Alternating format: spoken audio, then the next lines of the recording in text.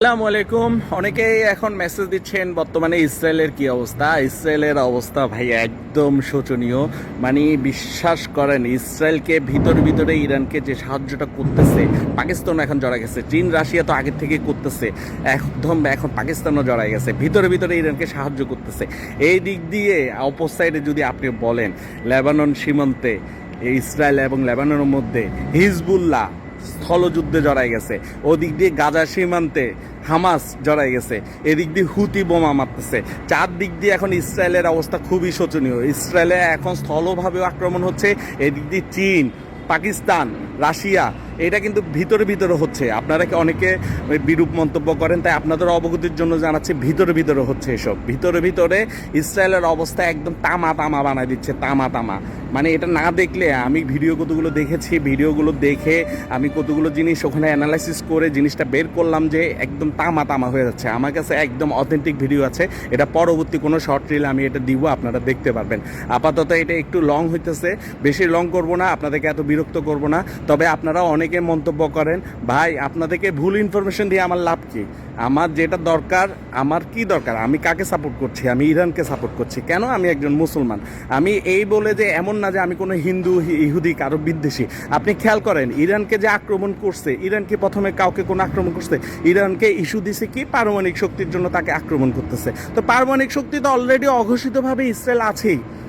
অন্যান্য দেশ, স্বীকৃত কয়েকটা দেশ আছে যাদের পারমাণবিক আছে, তার মধ্যে ইসরায়েল অঘোষিতভাবে আছে। যে কোনো মুহূর্তে এটা ফ্লাশ হবে। ইসরায়েলের অবস্থা এখন বর্তমানে শোচনীয় এবং আমেরিকার অর্থনৈতিক কলাপস করবে। আপনারা আজকে শুনে রাখেন, আমেরিকার অর্থনৈতিক কলাপস করবে। এবং ডোনাল্ড ট্রাম্প আজকে কি বলেছে? ডোনাল্ড ট্রাম্প বলেছে যে আমরা এই চুক্তি মানুক আর না মানুক 15 দিনের মধ্যে আমরা যুদ্ধ বন্ধ করব। কেন ভাই, তুই যে 15টা শর্ত দিলি, এখন বন্ধ করবি কেন? তার মানে কি পরিমাণে ইউরোপিয়ান দেশ বলেন, সব দেশ মিলিয়ে একটা চাপে পড়ে গেছে আমেরিকা, যেহেতু হরমুজ প্রণালী বন্ধ, মারাত্মক চাপে আছে এখন আপনার ডোনাল্ড ট্রাম্প। যার দরুন সে আজকে মিডিয়ার সামনে বলতে বাধ্য হয়েছে, চুক্তি মানুক আর না মানুক, হরমুজ প্রণালী খুলুক আর না খুলুক, 2 সপ্তাহ স্থায়ী হতে পারে, যুদ্ধ বন্ধ করবে। তারা দেখাচ্ছে ইরানকে আক্রমণ করতেছে। তো দেখালে তোরা ভিডিও ফুটেজ দে, ইরানের সৈন্য মারা গেছে, এমন মারা গেছে। ইসরায়েলের ভিডিও ফুটেজ, ইসরায়েল একদম তামা হয়ে যাচ্ছে।